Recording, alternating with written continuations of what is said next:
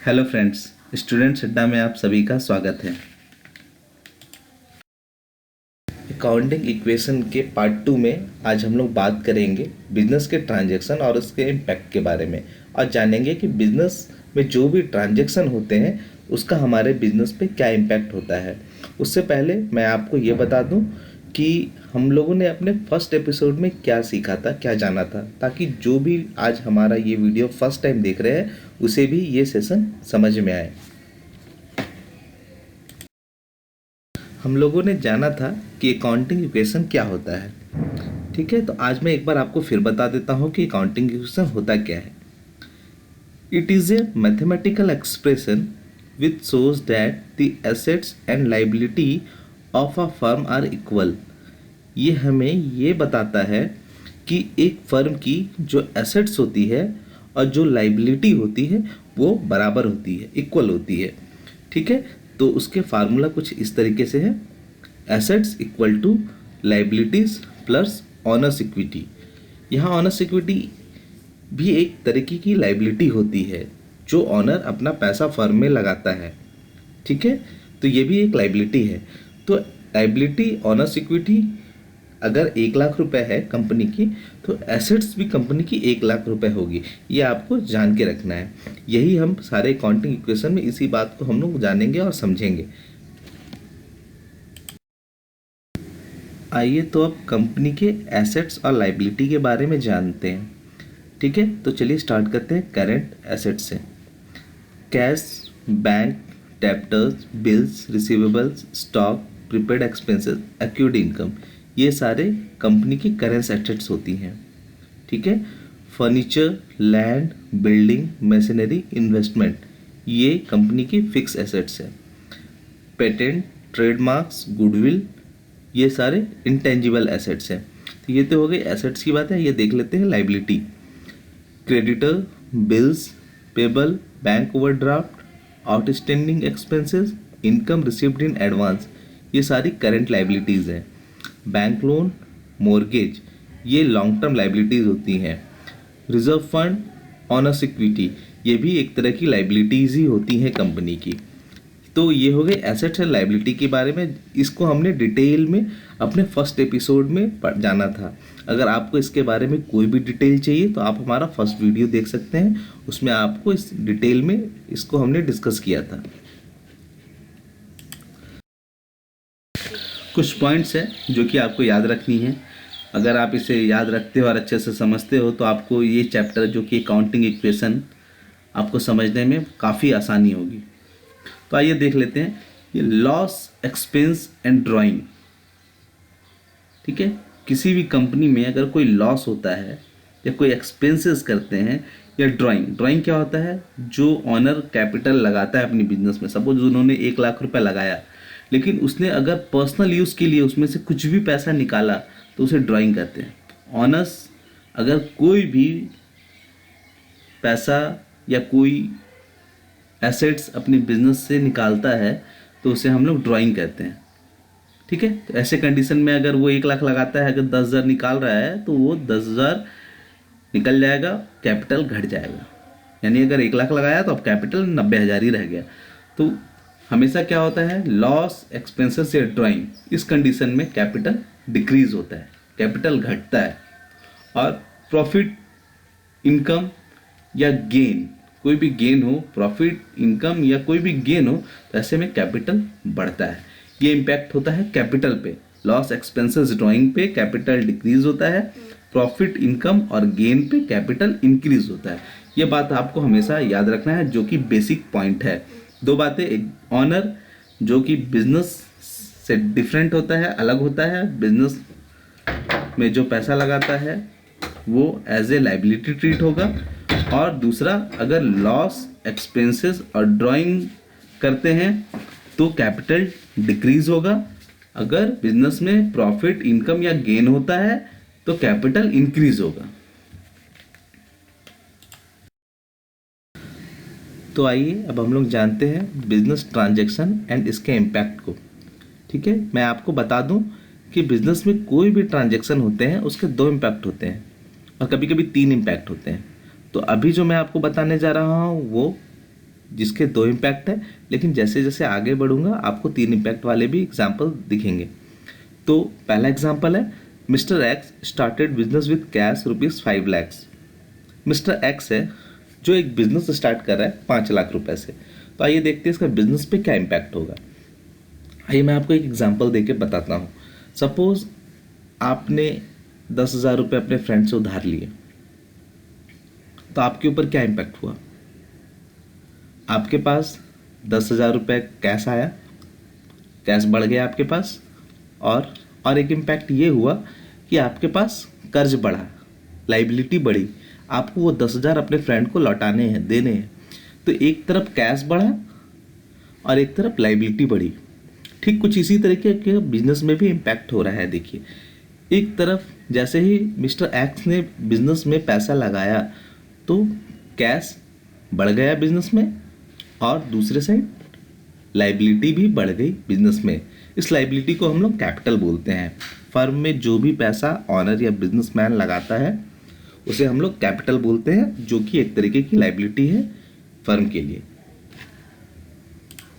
आपको एक बात हमेशा याद रखना है एक बिजनेस के पॉइंट ऑफ व्यू से, ठीक है, कि बिजनेस मैन जो होता है, ऑनर जो होता है बिजनेस का, वो कोई भी पैसा बिजनेस में लगाता है तो वो लाइबिलिटी होती है बिजनेस की।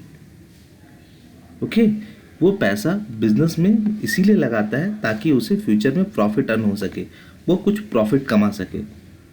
तो बिजनेस में जो भी पैसा वो लगा रहा है वो उसे वापस चाहिए, तो बिजनेस के लिए वो लाइबिलिटी है।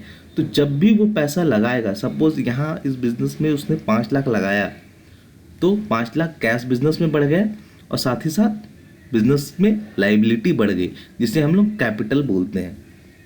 ठीक है, हो गया। आइए अब हम लोग देखते हैं सेकेंड एग्जाम्पल को। Example 2, purchase goods for cash ₹20,000। अभी बिजनेस में क्या हो रहा है? गुड्स परचेज हो रहा है। कितने रुपए का? जी हाँ, ₹20,000। आइए देखते हैं इसका बिजनेस पे क्या इम्पैक्ट होता है। जैसे ही गुड्स परचेज हुआ कैश में, तो कैश कम हो गया, डिक्रीज हो गया। बिजनेस से कैश 20,000 निकला तो कैश डिक्रीज हो गया, और बिजनेस में क्या है? गुड्स आया तो गुड्स इंक्रीज हो गया। ठीक है, तो बिजनेस में कैश डिक्रीज हुआ और गुड्स इंक्रीज हुआ, ये इम्पैक्ट पड़ा बिजनेस पे। आइए अपना तीसरा example, example 3, purchase goods from mister B ₹25,000। यहाँ मिस्टर बी से 25,000 रुपये का गुड्स खरीद रहे हैं। तो आइए देखते हैं बिजनेस पे क्या इम्पैक्ट होगा। जैसे ही गुड्स खरीदेंगे, गुड्स परचेस करेंगे, तो गुड्स बिजनेस में इंक्रीज हो जाएगा। ठीक है, गुड्स इंक्रीज हो जाएगा, और साथ ही साथ क्या होगा? कैश डिक्रीज हो जाएगा। ये मैं क्या बोल रहा हूँ, यहाँ तो कहीं कैश मेंशन ही नहीं हुआ है। हम लोगों ने ये जो गुड्स परचेज किया है ये क्रेडिट परचेज किया है। ठीक है, क्रेडिट। तो क्रेडिट हमारे लिए, फर्म के लिए एक लाइबिलिटी होती है। ओके, तो यहाँ किन से परचेज किया है? मिस्टर बी से। तो मिस्टर बी हमारे लिए क्रेडिटर है, जो कि एक लाइबिलिटी है, हमें उन्हें कल पैसे देने हैं। तो यहाँ क्रेडिटर भी इंक्रीज हो जाएगा 25,000 से। एक तरफ गुड्स इंक्रीज हुआ, एक तरफ क्रेडिटर इंक्रीज हुआ 25,000 का। आइए ऐसे समझते हैं। सपोज आप किसी दुकान पे जाते हो और वहाँ से कुछ खरीदते हो, कुछ भी खरीदते हो। सपोज आपने 1 किलो चावल खरीदा, अब बोला कि भाई पैसे मैं आपको 2 दिन के बाद दूंगा। तो आपके ऊपर क्या इम्पैक्ट पड़ा? आपको हमेशा ऐसे सोचना है। बिजनेस भी इसी तरीके का होता है। आप जब अपने बारे में सोचते हो कि आप पे उस ट्रांजेक्शन का क्या इम्पैक्ट पड़ रहा है, सेम ट्रांजेक्शन का इम्पैक्ट बिजनेस पे भी होता है। तो आपको हमेशा ऐसे सोचना है कि आप पे क्या इम्पैक्ट हो रहा है उसका। आप जब कोई सामान खरीदते हो उधार पे, तो आपके पास गुड्स आ जाता है, बढ़ जाता है, और लाइबिलिटी बढ़ जाती है। आपको दुकानदार को पैसे देने हैं। ठीक है, तो ठीक कुछ इसी तरह दुकान बिजनेस में भी होता है। गुड्स बिजनेस में बढ़ गया और साथ ही साथ लाइबिलिटी बढ़ गई। यहाँ हम लोग मिस्टर वी को क्रेडिटर बोलेंगे, क्योंकि अकाउंटिंग टर्म्स में जिसे हम लोगों को कुछ देना होता है उसे हम लोग क्रेडिटर बोलते हैं। ठीक है, तो गुड्स इंक्रीज हो गया और यहाँ क्रेडिटर भी इंक्रीज हो गया। तो आइए अब हम लोग example 4, cash paid to mister B ₹24,500 in full settlement. हमारा थर्ड एग्जाम्पल में हमने क्या किया था, क्रेडिट में 25,000 का गुड्स खरीदा था मिस्टर बी से। यहाँ हम लोग क्या कर रहे हैं, मिस्टर बी को 25,000 के जगह 24,500 रुपये दे के फुल सेटलमेंट कर रहे हैं। आइए इसका बिजनेस पे इम्पैक्ट देख लेते हैं, इसके ट्रांजैक्शन का इम्पैक्ट क्या होता है बिजनेस में। कैश 24,500 डिक्रीज हो जाएगा, जब आप मिस्टर वी को दोगे तो कैश डिक्रीज हो जाएगा 24,500 से, और मिस्टर वी जो कि एक क्रेडिटर है, कंपनी की जो लाइबिलिटीज है फर्म की, वो भी डिक्रीज हो जाएगा। कितने से, 25,000 से। अरे ये क्या मैं बोल रहा हूँ, 24,500 से कैश डिक्रीज होगा, क्रेडिटर 25,000 से डिक्रीज होगा, ऐसा कैसे। आइए मैं आपको समझाता हूँ। सपोज एक बच्चा है जो अपने पड़ोस की दुकान पे जाता है और वहां से कोई सामान लेके आता है क्रेडिट पे। जब वो घर आता है, मम्मी बोलती है अच्छा ये कितने का दिया, तो वो बोलता है 50 रुपए का। 50 रुपए का कैसे, ये तो मैं हमेशा 45 में लाती हूँ। तो बच्चा बोलता है एक्चुअली वो आज भैया नहीं थे, आंटी थी, उसने बोला कि ये 50 का है तो मैंने ले आया। ओके ठीक है, मैं कल देख लूँगी, जब मैं पैसे देने जाऊँगी तो देख लूँगी। तो अभी तक वो 50 रुपए का था। जब मम्मी गई तो बोला कि यार कल मेरा बेटा आया था, आपने उसे ये 50 रुपए का दिया। तो बोलता एक्चुअली मैं नहीं था, मम्मी थी, उन्हें नॉलेज नहीं है, सबको 50 में देती है तो आपको भी दे दी। एक्चुअली ये आपको मैं ये हमेशा 45 में देता हूँ, है 50 की, मैं 45 में ही देता हूँ, तो आप 45 ही दो। तो वो क्या करेगी, उसे 45 ही देगी और मामला वहीं ख़त्म हो जाएगा। ऐसा है क्या वो 5 रुपये उससे बाद में लेगा, नहीं लेगा ना। तो क्या क्रेडिट कितनी की थी, लाइबिलिटी कितनी की थी, 50 की, उसने दिया कितना, 45, और सेटलमेंट हो गया। ठीक है, ठीक कुछ उसी तरह से क्रेडिटर हमारा कितने का था, हमने कितने की एंट्री की थी, 25,000 रुपए की क्रेडिटर, लेकिन हम लोगों ने जब उन्हें दिया 24,500, ये जो 500 रुपये का डिफरेंस है ये कैपिटल में चला जाएगा। ठीक है, ये फर्म का गेन है एक तरीके से। क्रेडिटर 25,000 का था, कैश गया 24,500, जो डिफरेंस है वो हम लोग कैपिटल में डाल देते हैं, जो कि एक गेन होता है, वो इंक्रीज हो जाता है। तो यहाँ 500 रुपये से हमारा कैपिटल इंक्रीज हो गया। ओके, आइए अब हम ना नेक्स्ट एग्जांपल देखते हैं। Example 5, purchase goods for cash from mister B ₹5,000। यहाँ पे भी हम लोग मिस्टर बी से गुड्स परचेस कर रहे हैं, लेकिन कैश में। यहाँ मेंशन है कैश। अगर कैश मेंशन नहीं होता तो हम लोग मानते हैं कि क्रेडिट पे गुड्स परचेस कर रहे हैं, लेकिन जब यहाँ मेंशन है कैश तो हम लोग इसे क्रेडिट नहीं लेके कैश पे मानेंगे, क्योंकि यहाँ साफ मेंशन किया गया है। तो आइए बिजनेस पे इसका इम्पैक्ट देख लेते हैं। जैसे ही हम लोग बिजनेस के लिए कुछ गुड्स परचेस करते हैं कैश पे, तो कैश क्या होता है, डिक्रीज हो जाता है। ओके, और गुड्स इंक्रीज हो जाता है। तो यहाँ पे कैश डिक्रीज हो रहा है 5,000 से और गुड्स इंक्रीज हो रहा है 5,000 रुपए से। समझ में आ गया। आइए next example. Example 6, sold goods to mister A for ₹15,000। यहाँ मिस्टर ए को हम लोग गुड्स बेच रहे हैं। तो गुड्स बेचते हैं तो आइए उसका इम्पैक्ट देख लेते हैं बिजनेस पे। जब हम लोग गुड्स बेचते हैं तो गुड्स डिक्रीज होता है, ठीक है, और अगर कैश में बेचते हैं तो कैश इंक्रीज होता है। लेकिन यहाँ कैश का कहीं जिक्र नहीं हुआ इस एग्जांपल में। यहाँ हम लोग क्रेडिट पे बेच रहे हैं। किसे बेच रहे हैं, मिस्टर ए को। तो मिस्टर ए को हम लोग यहाँ डेप्टर मानेंगे, क्योंकि फर्म में जिन किसी से भी हमें फ्यूचर में पैसे लेने होते हैं उसे हम लोग डेप्टर बोलते हैं, और डेप्टर एक तरीके की एसेट्स होती है। ठीक है, तो गुड्स जब सोल्ड कर रहे हैं इस ट्रांजैक्शन में, जब गुड्स सोल्ड कर रहे हैं तो हमारा गुड्स डिक्रीज हो रहा है और डेप्टर इंक्रीज हो रहा है। ओके, मिस्टर ए जो कि एक डेप्टर है वो इंक्रीज हो रहा है, गुड्स डिक्रीज हो रहा है 15,000 से, तो डेप्टर इंक्रीज हो रहा है 15,000 से। समझ में आया? आइए next example, cash receipt from mister A ₹14,500 in full settlement. पिछले एग्जांपल में हम लोगों ने देखा कि हम लोगों ने गुड्स सोल्ड किया था मिस्टर ए को 15,000 रुपए का। यहाँ पे उसी कैश को रिसीव कर रहे हैं, अपने डेप्टर से हम लोग कैश रिसीव कर रहे हैं, लेकिन कितना? 14,500। तो जैसे ही कैश रिसीव करेंगे बिजनेस में क्या इम्पैक्ट पड़ेगा? कैश इंक्रीज हो जाएगा। ओके, और साथ ही साथ डेप्टर डिक्रीज हो जाएगा, कितने से? 15,000 से। यहाँ पे भी आप लोग देख रहे होंगे कैश इंक्रीज हुआ 14,500 से, क्योंकि कैश कितना रिसीव किया हम लोगों ने? 14,500, बट हमारा डेप्टर क्या था? 15,000 का था। ओके, हमें उनसे लेने थे 15,000, तो उन्होंने लेकिन दिया हमें 14,500 फुल सेटलमेंट पे। फुल सेटलमेंट याद रखना, अगर ये फुल सेटलमेंट नहीं होता तो 500 रुपये ड्यू होते, जो कि हम लोग बाद में लेते हैं, लेकिन ये फुल सेटलमेंट है तो डेप्टर डिक्रीज होगा पूरे अपने फुल अमाउंट यानी 15,000 से, और जो गैप है, जो डिफरेंस है, वो कैपिटल में जाएगा। कैपिटल में लॉस, डिक्रीज होगा कैपिटल 500 से। ठीक है, कैश इंक्रीज हो गया 4,500 से, डेप्टर डिक्रीज हुआ 15,000 से, कैपिटल डिक्रीज हो गया 500 से।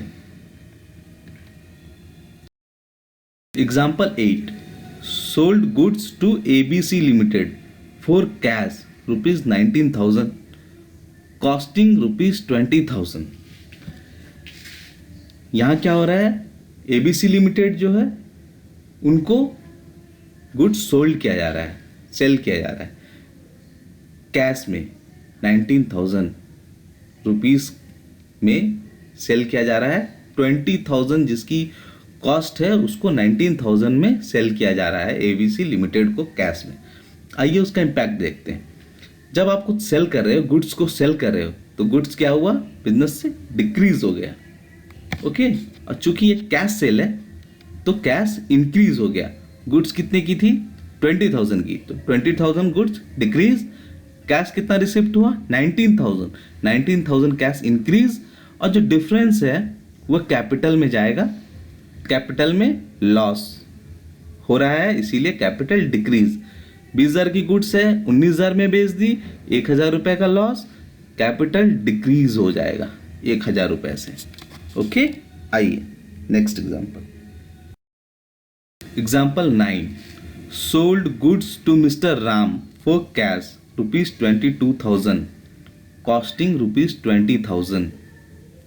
यहाँ मिस्टर राम को गुड्स सोल्ड कर रहे हैं कितने में?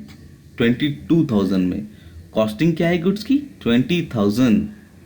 ओके, आइए इसका इम्पैक्ट देख लेते हैं। जब गुड्स सोल्ड करते हैं तो गुड्स डिक्रीज होता है। कितने की है गुड्स? 20,000 की। गुड्स डिक्रीज हो गई 20,000 से। कितने में बेच रहे हैं हम लोग? 22,000 कैश में, तो कैश इंक्रीज हो गई 22,000 से। Goods decrease by 20,000 and cash increase by 22,000। Difference 2,000। 2,000 is gain of our business. Gain means capital increase by 2,000. Okay? आइए next example 10, purchase furniture for ₹15,000। Furniture जो कि कंपनी की एक एसेट्स है, जिसे हम लोग फिक्स एसेट बोलते हैं। अभी तक हम लोग जो बात कर रहे थे वो गुड्स के बारे में, स्टॉक के बारे में, जो कि बिजनेस में परचेस किया जाता है उसे बेचने के लिए, सोल्ड करने के लिए। लेकिन ये फर्नीचर जो है ये बेचने के लिए नहीं खरीदा जाता, ये यूज़ के लिए खरीदा जाता है, तो इसे हम लोग फिक्स एसेट्स बोलते हैं।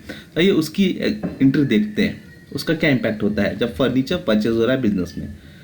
फर्नीचर जब हम लोग परचेज किए तो यहाँ देखिए कुछ मेंशन नहीं है कैश में, कैश में परचेज किए या किसी और से क्रेडिट में परचेज किए। जब ऐसा कुछ नहीं मेंशन होगा, किसी का नाम यहाँ मेंशन नहीं है, ना ही कैश मेंशन है, तो इसे हम लोग कैश मानेंगे, क्योंकि किसी और का नाम भी मेंशन नहीं है। ओके, ऐसे जो भी ट्रांजेक्शन होगी जहाँ पे कैश या किसी का नाम मेंशन ना हो, तो हम लोग ऐसे ट्रांजेक्शन को कैश में लेते हैं। तो जब फर्नीचर परचेज फॉर ₹15,000, तो क्या हुआ, कैश में मान के हम लोग लेते हैं तो कैश क्या हुआ, ₹15,000 डिक्रीज हो गया। जब कुछ परचेस करते हैं तो कैश डिक्रीज होता है। और क्या आया हमारे पास, फर्नीचर, तो फर्नीचर इंक्रीज हो गया, कितने से, 15,000 से। Cash decrease by 15,000 and furniture increase by 15,000। Okay, तो ये तो था हमारे बिजनेस में जो भी ट्रांजेक्शन है उसको हम लोगों ने आज डिस्कस किया और उसके इम्पैक्ट को जाना।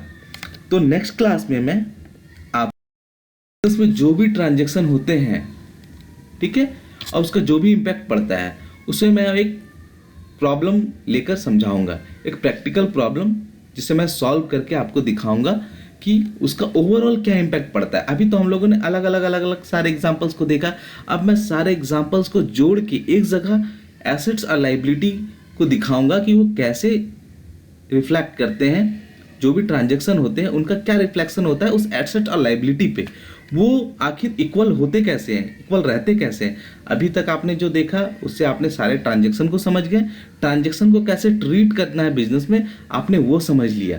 अब नेक्स्ट वीडियो में हम लोग जानेंगे कि एक्चुअल में उसका इम्पैक्ट एसेट और लायबिलिटी पे क्या होता है। ओके, तब तक के लिए bye, good day and thank you. और अगर आपको हमारा ये वीडियो पसंद आया हो तो please like and subscribe our channel, ताकि आपको जो भी हम वीडियो अपलोड करें आप उसे देख पाएँ और समझ पाएँ और कुछ सीख पाएँ। Thank you.